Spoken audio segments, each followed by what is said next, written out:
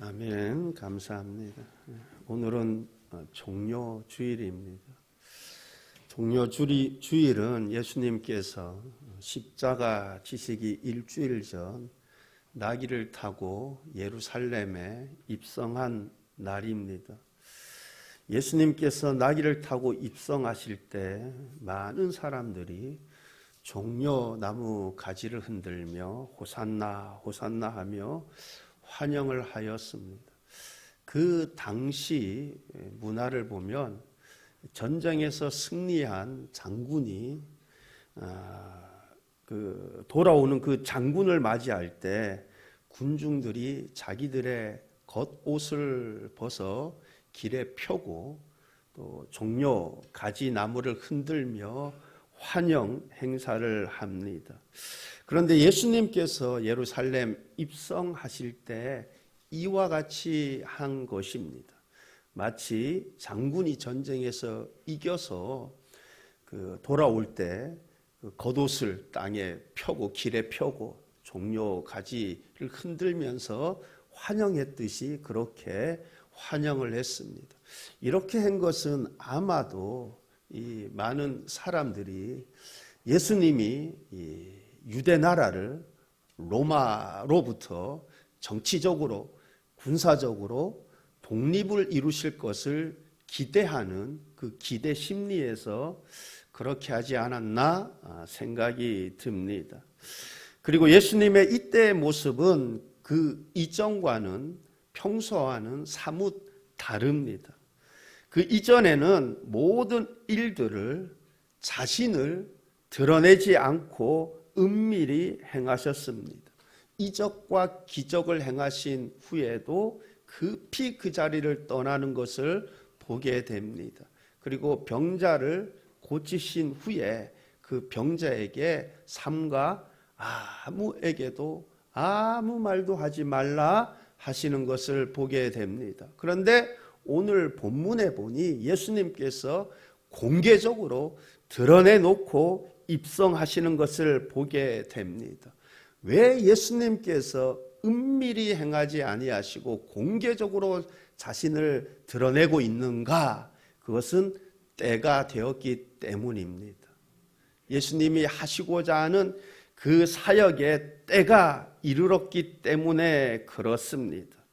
즉 인류의 죄를 대속하기 위해 십자가의 희생의 제물로 드려질 때가 된 것입니다. 여러분, 이 십자가의 처형은 은밀히 행해져서는 안 되는 것이죠.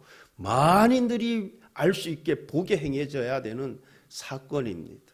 이제 예수님께서 갈보리 언덕에서 희생 제물로 드려져야 할 때가 도래한 것입니다. 여러분, 갈보리 언덕이 어떤 곳입니까? 아브라함이 이삭을 바쳤던 바로 그 장소입니다.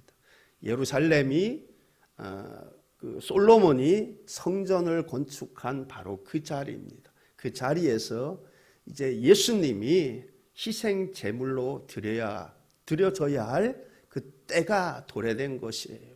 그런데 이 십자가 처형은 은밀히 행해져서는 되지 아니하고 공개적으로 이렇게 드러나야 될 이 사건인 것입니다. 그래서 예수님께서 은밀히 예루살렘에 입성하신 것이 아니라 여러분 드러내놓고 공개적으로 입성하시는 것을 보게 됩니다. 여러분, 예수님께서 나귀를 타고 입성하는 이 날이 어떤 날입니까? 이제 얼마 있지 않으면 이스라엘의 3대 절기 중 하나인 유월절입니다. 그래서 이스라엘 온 백성들이 예루살렘으로 모여들기 시작을 한 것입니다. 여러분, 사방에 흩어져 있던 그러니까 디아스포라, 사방에 흩어져 있던 이 유대인들이 유월절을 지키기 위해 예루살렘으로 모여들기 시작한 것입니다. 예수님께서도 이 유월절을 지키기 위해 고향 갈릴리를 떠나서 예루살렘으로 향한 것입니다. 근데 예루살렘에 오시는 도중에 여러분 삭개오를 만나셔서 또 복음도 전하시고 또 베다니아에서는 어떤 일이 있었습니까? 죽은 나사로를 살리는 여러분 그때 많은 이들이 그 현장에서 목격했어요. 여러분 얼마나 충격적인 사건입니까? 그죠? 여러분 죽은 지가 나흘이나 돼서 썩은 내가 난다. 시체가 썩은 내가. 근데 예수님께서 나사로라 나오라 말씀하시니 죽은 자가 살아나오는, 여러분 그 놀라운 그 사건을 많은 이들이 지켜본 거예요. 여러분 그리고 평소에 또 예수님을 많은 무리들이 따라다녔지 않습니까? 그 예수님께서 예루살렘을 향할 때 이들이 따라 행했을 겁니다. 그리고 여러분 사방에서 흩어져 있던 이들이 예루살렘에 가까이 올수록 뭐예요? 점점 더 집결하게 되잖아요. 합류하는 인원들이 많아지잖아요. 그죠? 그러니까 엄청나게 많은 무리들이 예루살렘을 향하고 있었을 것입니다. 그런데 여러분 예루살렘으로 향하는데 어떻게 해요? 많은 사람들이 겉옷을 펴고 종려나무 가지를 흔들면서 호산나 호산나 하니까 여러분 한번 상상을 해보세요. 예루살렘에서 저 멀리서부터 막 호산나 호산나 막 이제 우리를 구원하소서 하면서 막 오는데, 여러분 그래서 예루살렘에 온 성이 소동을 하였다, 온 성이 요동하였다라는 표현을 우리가 보게 됩니다. 여러분 스가랴서 9장 9절 말씀에 보면 이렇게 예언되어 있습니다. 시온에 따라 크게 기뻐할지어다. 예루살렘에 따라 즐거이 부를지어다. 보라 내 왕이 내게 임하시나니 그는 공의로우시며 구원을 베푸시며 겸손하여서 나귀를 타시나니 나귀의 작은 것 곧 나귀 새끼니라. 보라 내 왕이 내게 임하시나니 겸손하여 나귀를 타시나니 내 왕이 내게 임하시나니. 그렇습니다. 예수 그리스도는 우리의 왕이 되십니다. 온 우주 만물의 왕이 되십니다. 만왕의 왕이 되십니다. 이 만왕의 왕이 되신 예수님께서 이제 며칠 후면 십자가 처형을 당해야 됩니다. 여러분 왜 십자가 처형을 당합니까? 여러분 그 이유가 무엇입니까? 갈라디아서 3장 13절로 14절은 이렇게 말씀하고 있습니다. 그리스도께서 우리를 위하여 저주를 받은 바 되사 율법의 저주에서 우리를 속량하셨으니 기록된 바 나무에 달린 자마다 저주 아래 있는 자라 하였음이라. 이는 그리스도 예수 안에서 아브라함의 복이 이방인에게 미치게 하고 또 우리로 하여금 믿음으로 말미암아 성령의 약속을 받게 하려 함이라. 여러분 만왕의 왕이 되시는 예수님께서 십자가 처형을 당하시는 이유가 무엇이라고 말씀하고 있습니까? 우리를 위하여 저주를 받은 바 되사. 우리를 위하여. 여러분 우리를 위하여 할 때 이 위하여라는 이 전치사는 헬라어로 히페르라는 단어인데, 여러분 위하여라고도 하지만은 대신하여라는 의미도 가지고 있습니다. 그래서 성경의 다른 부분 보면 이 히페르라는 이 전치사가 대신하여라고 번역이 되어 있어요. 그래서 저는 여기서 이 본문에서 위하여라는 번역보다는 대신하여라고 번역하는 것이 본문의 의미를 더 잘 드러낸다고 보여집니다. 그래서 우리를 위하여, 우리를 대신하여 저주를 받은 바 되사. 여러분 그렇습니다. 예수 그리스도께서 저주를 받으신 것은 우리를 대신하여 저주를 받으신 것입니다. 여러분 바울은 이 사실을 깨닫고 난 이후에 그가 어떻게 고백을 합니까? 나는 그리스도의 종입니다. 나는 주님의 종입니다. 내 인생 전부를 주님 앞에 드립니다. 고백하는 그 모습을 보게 됩니다. 여러분 우리도 이 복음의 비밀을 온전히 깨달아 우리 역시 예수님 앞에서 나는 당신의 종입니다. 내 인생 전부를 주님의 영광을 위해 드립니다. 이렇게 고백할 수 있는 은혜와 이러한 삶을 살아내는 은혜가 있기를 바랍니다. 바울은 다메섹 도상에서 부활하신 예수님을 만나기 전에는 예수님께서 자기 죄 때문에 죽었다고 생각을 했습니다. 이렇게 예수님의 하나님 되심과 자기 죄가 아닌 우리의 죄를 대신하여 죽으셨음을 그는 깨닫지도 믿지도 못했습니다. 그렇게 여러모로 예수님을 이해하지 못했습니다. 그래서 그는 예수님께서 유대인의 전통인 안식일 규정을 범하는 것부터 시작해서 무엇보다 도저히 참을 수 없는 것은 자신을 하나님의 아들이라 하는 것입니다. 그래서 바울은 예수님께서 십자가에서 죽으신 것은 바로 자기가 하나님이라는, 자기가 하나님의 아들이라는 신성 모독죄로 인해서 하나님께 저주받아 십자가에서 죽었다 생각을 했습니다. 여러분, 그래서 바울은 예수 믿는 자들, 예수님이 하나님 되심, 하나님의 아들 되심, 우리의 죄를 대신하여 죽으셨다는, 여러분 그것을 믿고 전하는 이들을 핍박을 했습니다. 그런데 그가 여러분 이러한 상황 속에서 다메섹 도상으로 가는 도중 부활하신 예수님을 만남으로 인해서 자신의 이러한 생각들이 잘못되었음을 그가 깨닫게 된 것입니다. 여러분, 어떠한 생각이 잘못되었음을 깨닫게 된 것입니까? 바울은 예수님이 자기 죄 때문에 죽었다 생각했어요. 그가 자기를 신성시한 거죠. 하나님의 아들이라. 그 신성 모독죄로 하나님의 저주를 받아서 십자가 처형을 당했다고 생각을 했습니다. 그는 깨닫지 못한 거예요. 부활하신 주님을 만나기 전까지는 알지 못한 거예요. 그런데 부활하신 주님을 만나고 난 이후에 깨닫게 된 것이죠. 십자가에서 죽으신 그분은 죄가 없으신 하나님이시구나. 그분이 십자가에서 죽으신 것은 나의 죄를 사하시기 위해서, 나의 죄를 대신해서 그분이 십자가에서 죽으신 거구나 깨닫게 된 것입니다. 여러분, 고린도후서 5장 16절 말씀을 보면, 그러므로 우리가 이제부터는 어떤 사람도 육신을 따라 알지 아니하노라. 비록 우리가 그리스도도 육신을 따라 알았으나 이제부터는 그같이 알지 아니하노라. 우리가 그리스도도 육신을 따라 알았으나, 우리가 그리스도도 육신을 따라 알았으나, 무슨 말씀입니까? 여러분, 예수 그리스도가 하나님 되심을, 하나님의 아들 되심을 알지 못했다는 것입니다. 예수님을 오직 인간 예수, 나사렛 예수로만 알았다는 것입니다.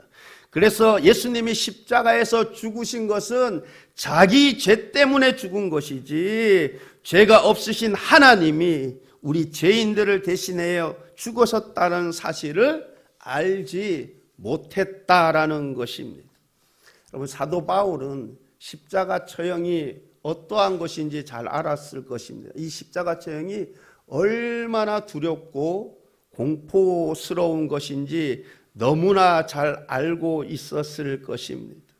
여러분, 그런데 예수님께서 이 모든 고통을 친히 담당하신 것은 자기 죄 때문이 아니라 우리 죄 때문에, 저와 여러분의 죄 때문에, 저와 여러분을 율법의 저주로부터 속량하시기 위해 십자가에서 죽으신 줄 믿습니다. 여러분, 이 얼마나 큰 은혜입니까? 여러분, 예수님께서 십자가에서 죽으신 것은 자기 죄 때문이 아니라, 예수님은 하나님의 아들, 하나님이 되십니다. 근데 하나님, 죄가 없으신 예수님이 이 땅에 오셔서 십자가에서 죽으신 것은 자기 죄 때문이 아니라 저와 여러분의 죄 때문에, 저와 여러분의 죄를 대신해서 그 죄값을 치르셨다는 거예요. 그래서 저와 여러분은 이 죄에서 자유함을 얻게 된 것이죠. 왜? 예수님이 대신 지불하셨으니. 여러분, 얼마나 큰 은혜입니까? 그래서 웬 말인가 날 위하여 주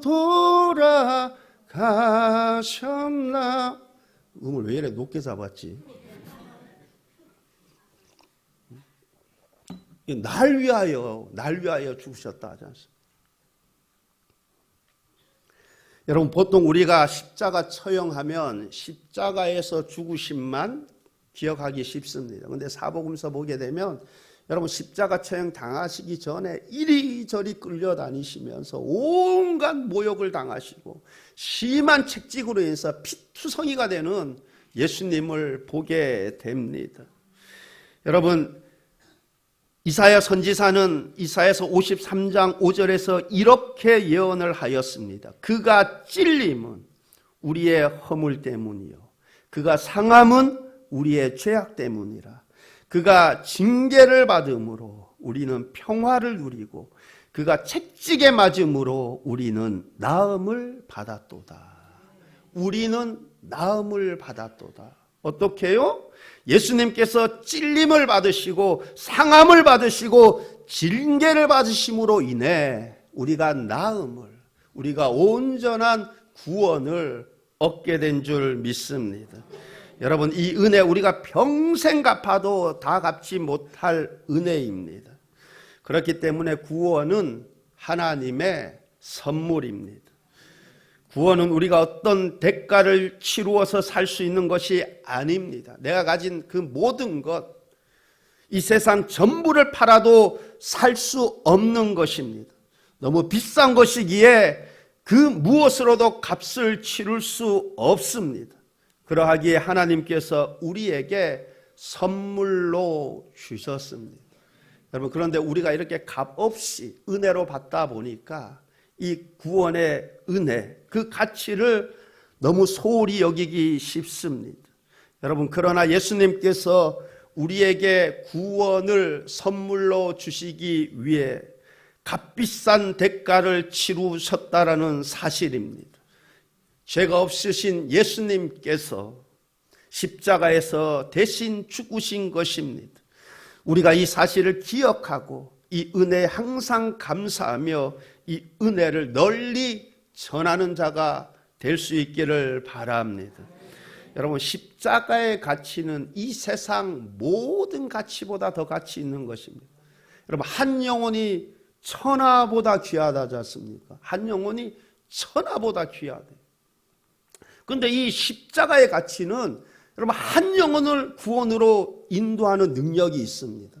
여러분, 모든 죄인들을 구원으로 인도하는 능력이 있습니다.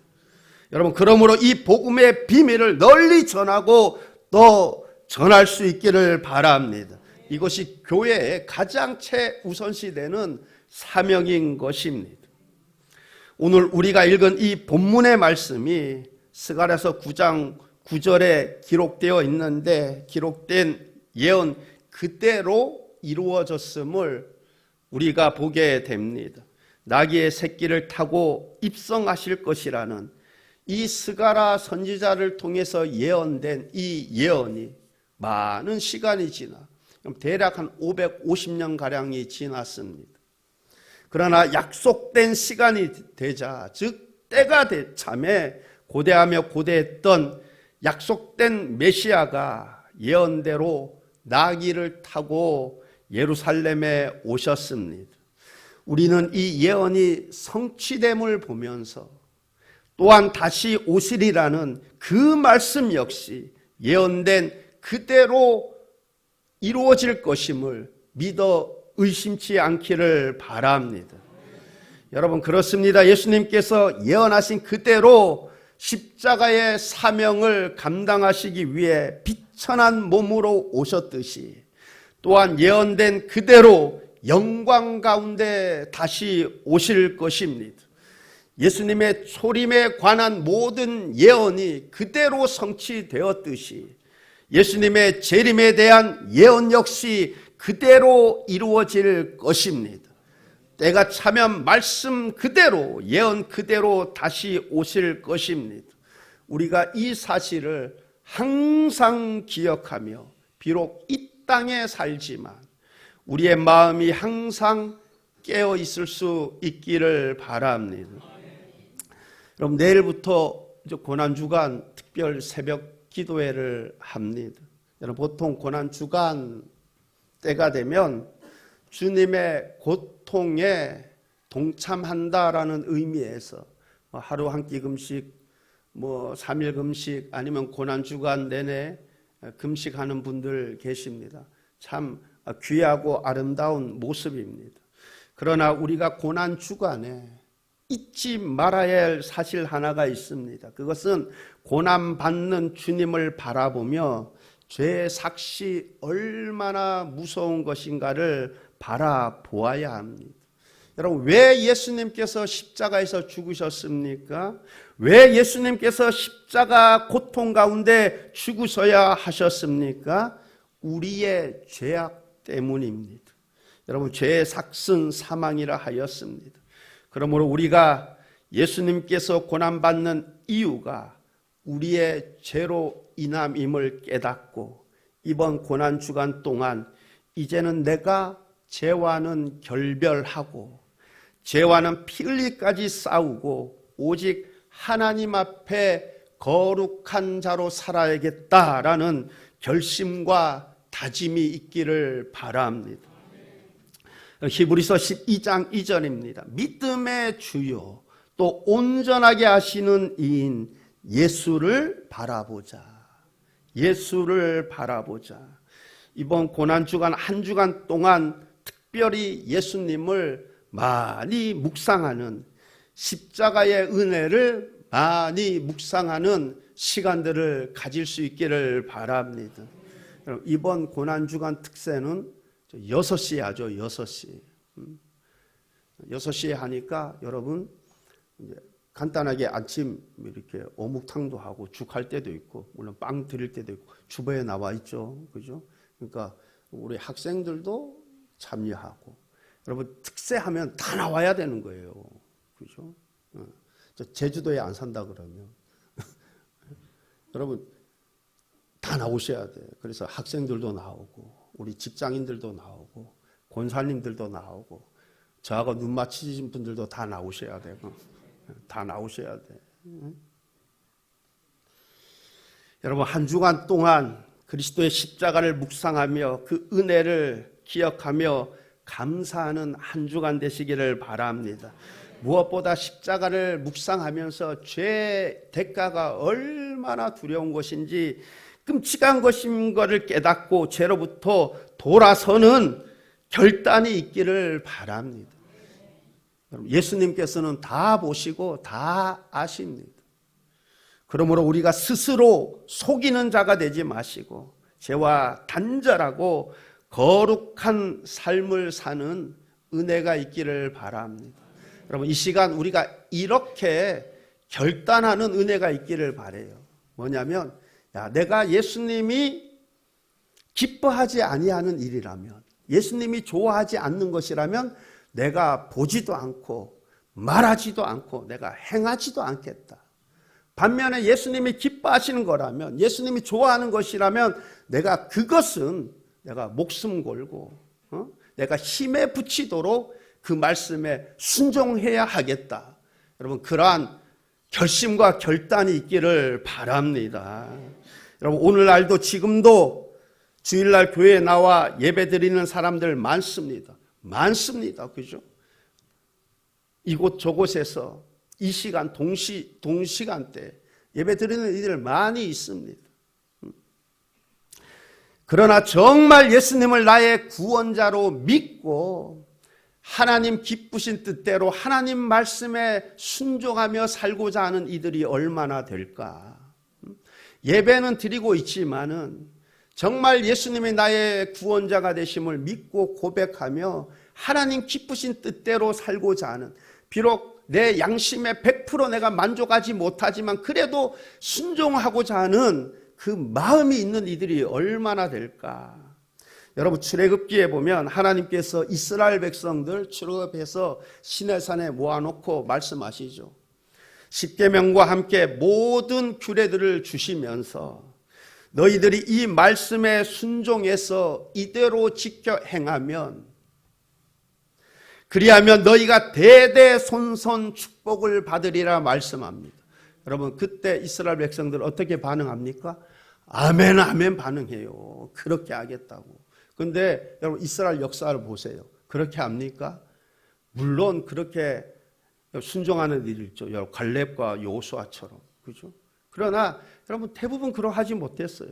여러분 그렇게 순종하는 때가 있었던 적 있지만은 그렇지 못한 때가 너무나도 많습니다. 여러분 우리는 예수님께서 산상수훈의 결론 부분에서 다음과 같이 말씀하신 것을 귀담아 들어야 할 것입니다. 나더러 주여 주여 하는 자마다 다 천국에 들어갈 것이 아니요 다만 내 아버지 하나님 뜻대로 행하는 자가 천국에 들어갈지어다. 여러분 우리가 이 말씀을 우리 마음에 새겨야 될 줄 믿습니다. 예수님께서 하신 말씀이에요. 나더러 주여 주여 하는 자마다 다 천국에 들어갈 것이 아니라 그래요. 누가 천국에 들어간다고 했습니까? 하나님 뜻대로 행하는 자가 들어갈 것이라 그랬어요. 여러분 예배 드리는 모든 자가 다 천국에 가는 것이 아닙니다. 예배 드리는 자 가운데 하나님의 뜻대로 사는 자가 천국에 들어가는 것입니다. 여러분 특별히 종료주일과 고난주간 기간 동안 이 말씀을 가슴 깊이 새기시기를 바랍니다. 고난주간을 맞이해서 십자가의 은혜를 묵상하며 은혜 받은 자답게 죄와는 결별하고 여러분 입술로만 주여 주여 하는 자가 아니라 하나님 뜻대로 하나님 기쁘신 뜻대로 사는 저와 여러분 될 수 있기를 바랍니다. 저와 여러분 모두가 다 훗날 천국에서 만나는 예수님께 칭찬받는 그런 주인공들 다 되시길 우리 주님의 이름으로 축원합니다. 기도하시겠습니다. 좋으신 하나님 아버지, 예수님께서 유월절이 다가오자 예루살렘에 입성하신 것은 우리의 모든 죄를 친히 담당하시기 위해, 나의 모든 죄를 속량하시기 위해, 그래서 율법의 저주로부터 우리에게 자유함을 주시기 위해 예루살렘에 입성하시는 그 주님을 보게 됩니다. 우리 주님께서 그 큰 은혜를 나에게 베풀어 주셨는데 하나님, 내가 은혜 받은 자답게 죄와는 결별하고 우리 주님 기쁘신 뜻대로 살아가는 은혜의 삶이 되게 하옵소서. 감사드리며 예수님 이름으로 기도하옵나이다. 아멘.